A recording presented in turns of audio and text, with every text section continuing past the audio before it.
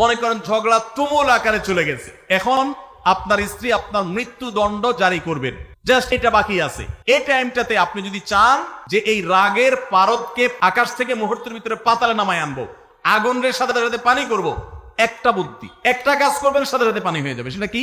আমি সৌদি আরবে প্রবাসে যখন ছিলাম আমি দেখেছি অনেক বাংলাদেশি ভাইয়েরা, তখন নেটের এত বেশি প্রচলন ছিল না, তারা মোবাইলে একটার পর একটা কার্ড রিচার্জ করতো 50 রিয়াল 100 রিয়াল দিয়া। কেন? শুধুমাত্র বউয়ের সাথে ঝগড়া করার জন্য। কিসের জন্য? কারণ কথা বলতেছে, মনে করেন কোন একটা বিষয় নিয়ে তুমুল বিশ্বযুদ্ধ বেঁধে গেছে দুইজনের, এখন এই পাশ থেকে ওই পাশ থেকে কথা চালাচালি ঝগড়াঝাটি চলতেছে, চিল্লানি চেঁচামেচি, হঠাৎ করে লাইন কেটে গেছে, ব্যালেন্স শেষ, দৌড় দিয়ে চলে গেছে দোকানে, এই তাড়াতাড়ি একটা কার্ড দেন ভাই, তাড়াতাড়ি রিচার্জ করতেছে। কেন? তাকে এখন কি করতে হবে? অসমাপ্ত ঝগড়ার সেকেন্ড ইনিংস শেষ করতে হবে।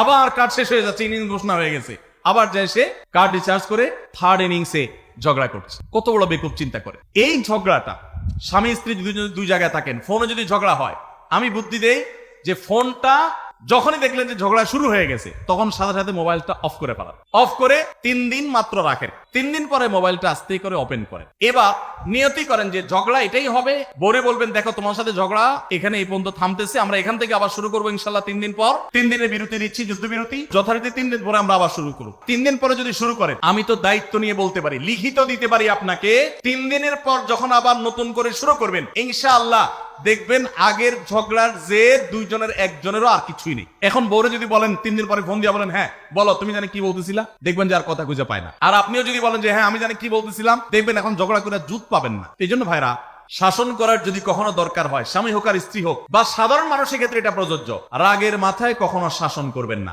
শাসন করতে হলে মাথা গরম হয়ে গেছে একটু সবর করবেন, ঠান্ডা মাথায় শীতল মাথায় তারপরে শাসন করবেন। যখন রাগ উঠছে তখন কিছু বলতে যাবেন না। আপনার রাগ উঠছে আজকে, আপনি নিয়ত করেন আগামী 24 ঘন্টা পর এটার আমি বিচার করব, একটা বিহিত করব, এটার আমি কিছু একটা করে ছাড়বো। 24 ঘন্টা টাইম নেন, ইনশাআল্লাহ আপনি নিশ্চিত থাকেন 24 ঘন্টা পর যদি আপনি এটা নিয়ে বসেন, তাহলে আপনার এই বসাটা অনেক বেশি হবে ন্যায়সঙ্গত, এটাতে কোনো প্রকার সীমালঙ্ঘন থাকবে না, রাগের চোটে অন্যায় আচরণ হবে না, জুলুম হবে না, বাড়াবাড়ি হবে না, যথাযথ শাসন হবে। যে কোনো মানুষের ক্ষেত্রে এটা প্রযোজ্য। আপনার একটা ছেলে এমন কোন অন্যায় কাজ করছে, আপনি এখন তাকে মাথা হট হয়ে গেছে, এখন শাসন করতে গেলে জুলুম হয়ে যেতে পারে, একটু সবর করেন, সময় নেন, দেখবেন রাগটা প্রশমিত হয়ে লেভেলে চলে আসে, এরপর যদি শাসন করেন দেখবেন জুলুম হবে না। তো স্বামী স্ত্রী উভয়ের ক্ষেত্রে একই কথা প্রযোজ্য। ঝগড়া যখন করতে মন চায়, মেজাজ যখন গরম হয়, তখন না করে একটু পরে করেন, ক্ষমা করতে শেখা। দেখুন, ক্ষমা করতে না পারলে দাম্পত্য জীবনে কেন কোন জীবনে আপনি কখনো সুখী হতে পারবেন না। সবকিছুকে অনেক বড় করে দেখবেন না, অনেক কিছুকে ক্লোজ করবেন, ছোট করবেন, এবং